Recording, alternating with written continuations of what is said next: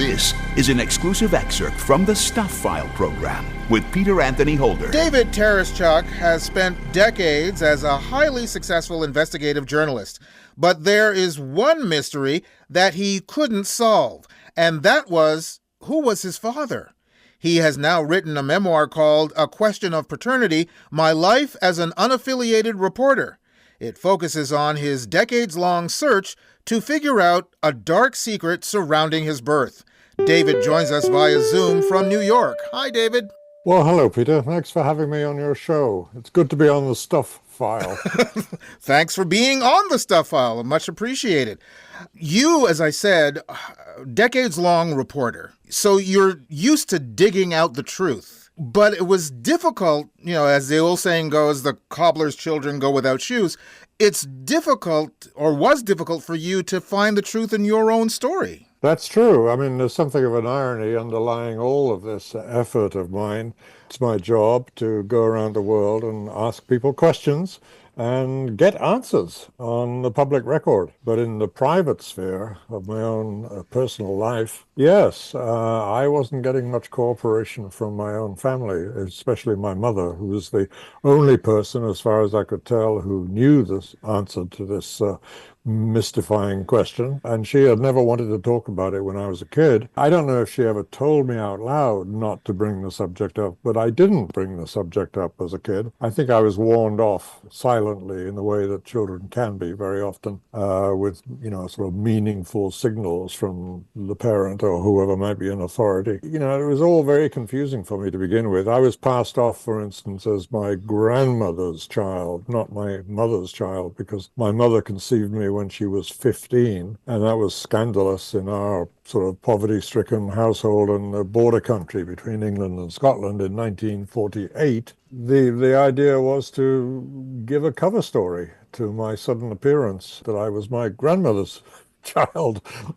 She'd already had 10 children, so, and she was well past childbearing age. I don't know how they thought they would get away with this ruse, but I also know that it's not uncommon. I've come across many people who in similar situations had the same fiction built around their sudden and embarrassing arrival, and that was the case for me. And then, as I grew older and I realized I was the son of this young mother, I told myself that it wasn't that important. I became a young man forcibly making my own way in the world. I thought of myself as my own man. It didn't matter to me who my father was. So that's what I told myself. Until I was well into my 40s, when I decided that this was a mystery that shouldn't be maintained, I began to realize. And then I decided quite openly and clearly to engage with my mother.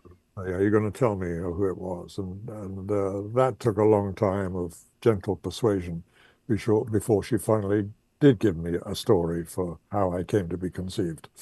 Well, I'm curious to know, you said you didn't really delve into this until your 40s. First of all, do you have children?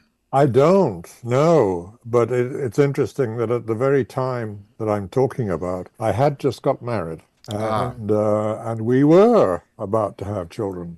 My wife rather unexpectedly got pregnant quite early in our marriage, when we thought she hadn't been able to have children because of a previous gynecological problem she had in her 30s. But the idea of, yes, having children and the need for family medical history, if anything should occur that needed treatment and assessment, we should know as much as we could, my wife and I, about all of our ancestors, at least the close ones. And I had a pretty good idea of everybody on my Scottish side, but absolutely no idea about the details on my father's side. So that was one very good and sensible reason that I used in my attempts at persuading my mother to tell me. And even then, she wouldn't. For a while, at least. She kept evading me and eventually gave me a story, which I published in the book. But I'm not convinced that it's a true story. And various other lines of inquiry have come up since that story, because it was a shocking story, Peter. It was a shocking event that she described. She said she was raped at the age of 15 by a Catholic priest.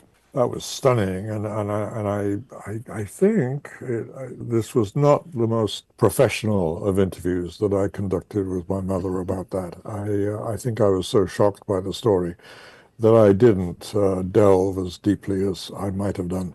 And then, as I say later on, indeed, only after my mother finally died did I start to get other clues which suggested that she'd perhaps given me what I think in the mystery business you would call a red herring. And maybe the story of the rape by the Catholic priest may not have been true, and that someone else indeed had been my father, somebody else quite different, but also someone who might have been an occasion for great scandal and shame and the need for secrecy in the family. You spent a lot of time where you weren't necessarily concerned about what your backstory was. When your mother told you this alleged story, was it worse or just about what your imagination would have been over the 20 years that you didn't know?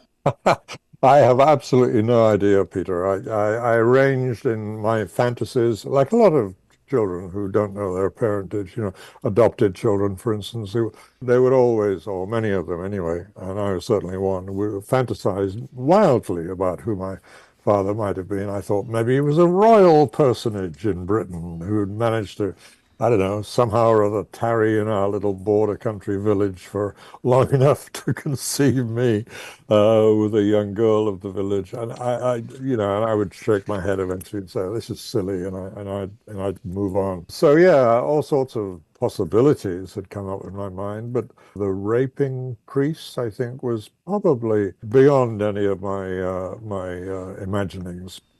Well, if you don't necessarily believe the story that your mother told you, do you perhaps believe that there is a kernel of truth within the story she told you? Like, for instance, maybe she was not raped, but maybe it was a priest. Or maybe she was raped, but it was not a priest. I mean, all of those have occurred to me, Peter. You're yeah. absolutely right. And you're right to raise those possibilities. And I've raised them too.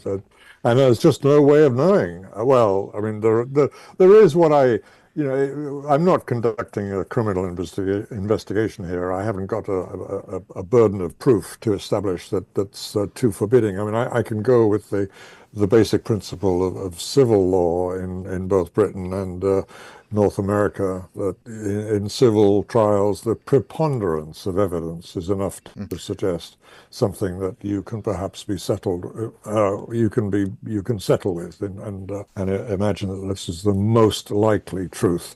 And that's where I've come. I don't want to give all the details away of the book, but I've ended up with a story which seems to match the preponderance of the evidence that exists.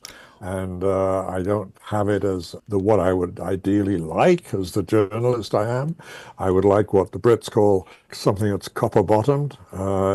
This side of the Atlantic, I think it's more often called ironclad truth. Yes. And I would love it to be ironclad. And what I have is a set of suggestions, a set of likelihoods, and I think I've got to have to bite my journalistic lip and just accept that I've got so far, and perhaps I get no further. But you never know. The modern miracle of DNA analysis and matches of people's DNA on these genealogical websites that have proliferated over the last 2 decades or more could always come up with a new line of inquiry and a new suggestion that might be a little firmer and a bit more clear than what I've been able to establish so far. I do seem to have quite a lot of relatives of some kind, probably second cousin, thereabouts, that sort of distance between us, who live in Germany. So I have that to factor into the general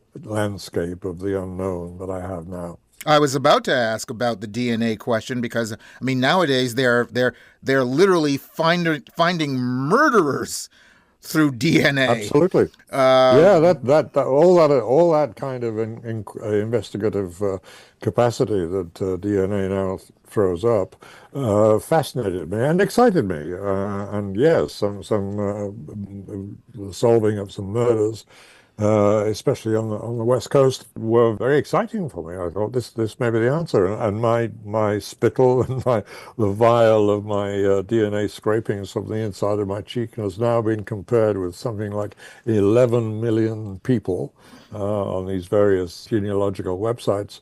And as I say, the conclusion is not conclusive, but it's suggestive that my stock, the stock from which I spring on my father's side, could well be German.